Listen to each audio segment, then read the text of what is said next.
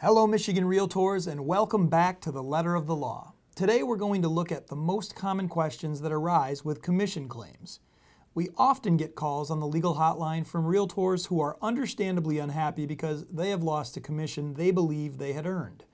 Oftentimes during these calls, the discussion is about whether it makes economic sense to pursue the seller client for the commission owed. Other times, the discussion is about procuring cause and whether it makes sense to file an arbitration request against a fellow realtor.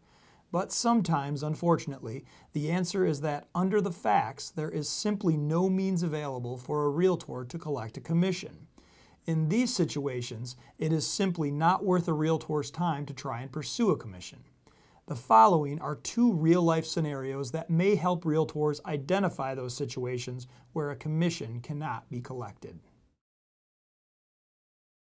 The first scenario arose out of a binding purchase agreement that was breached by the seller. There was no justification given. The seller simply decided that she did not want to sell. The buyers chose not to fight with the seller and just found another house to buy. The buyer's salesperson was less forgiving and decided to file a lawsuit against the defaulting seller asking for the commission that she would have earned if the seller had not defaulted. For a number of reasons, the salesperson's lawsuit should be thrown out of a court. First, in Michigan, a right to a commission, if it exists, belongs to the buyer's brokerage firm, not the individual salesperson who worked with the buyer. A real estate salesperson is prohibited by law from receiving a commission from anyone other than his or her broker. Second, in order to have a right to a commission, a broker must have a contract. Here, as is typically the case, the buyer's broker had no contract with the seller. The buyer's broker's right to a commission was through a contract with the listing broker through the MLS. By listing a home in the MLS, a listing broker agrees, or in other words, contracts, with other MLS participants that if one of them produces the buyer of the listed home, the listing broker will pay that MLS participant the commission split offered through the MLS.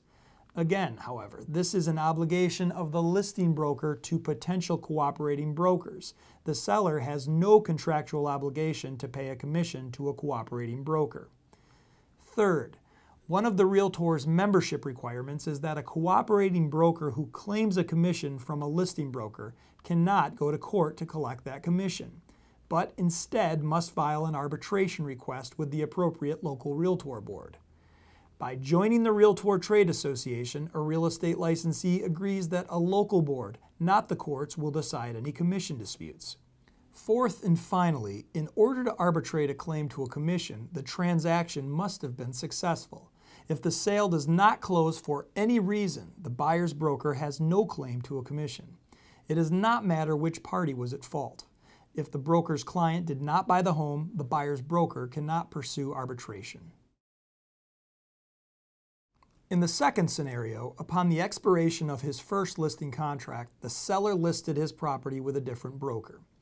During the second listing, a buyer who had previously looked at the home during the first listing resurfaced. The new listing broker received an offer on the property from this buyer, which was accepted by the seller. Upon learning of the sale, the first listing broker filed an arbitration request against the second listing broker with his local board, claiming that since the buyer had originally looked at the property during the term of his listing contract, he was the broker who was entitled to the listing commission. Now, this type of an arbitration case should be thrown out by a grievance committee. While the seller was obligated to pay a commission to the second listing broker under the terms of the second listing contract, whether or not the first listing broker is entitled to a listing commission has absolutely nothing to do with the second listing broker. Whether the first listing broker is entitled to a commission depends on the wording of the protection period in his own listing contract. Most protection period clauses contain exceptions so that the protection period does not apply if the property is relisted with another broker. But there is no legal requirement that a protection period clause have any exceptions, and some of them do not. And some exceptions do not apply unless the second listing broker was a realtor and/or used substantial efforts to facilitate the sale. If there are no exceptions to the protection period clause, or if for some reason the exceptions do not apply in a particular situation, sellers who have entered into successive listing contracts with different brokers can find themselves legally obligated to pay more than one commission. Regardless of the terms of a particular protection period clause, as a legal matter, the first listing company has no claim against the second listing company. If a listing company wishes to enforce a protection period clause in its listing contract, it can only do so by filing a lawsuit against the seller. As a matter of contract law, a seller is not excused from paying the first listing company just because the seller has already paid the second listing company. If a seller is not careful when entering into two successive listing contracts, theoretically he or she could owe a commission under both listing contracts. Now, as a practical matter, a judge is not going to like this outcome and is likely to go out of his or her way to reach a different conclusion. But a listing broker will not be able to recover the commission collected by a second listing broker, even if the ultimate buyer first looked at the home during the first listing. Obviously, a realtor's right to a commission is very important to protect. However, in those instances where the facts and law simply don't support the claim, it's also important to know when to walk away and refocus on the opportunities before you. As always, thank you for tuning in. If you enjoy the Letter of the Law format, please visit ondemand.mirealtors.com for legal continuing education opportunities. If you have any suggestions for future topics, please send those to the email below. Thanks again, and we'll see you next time.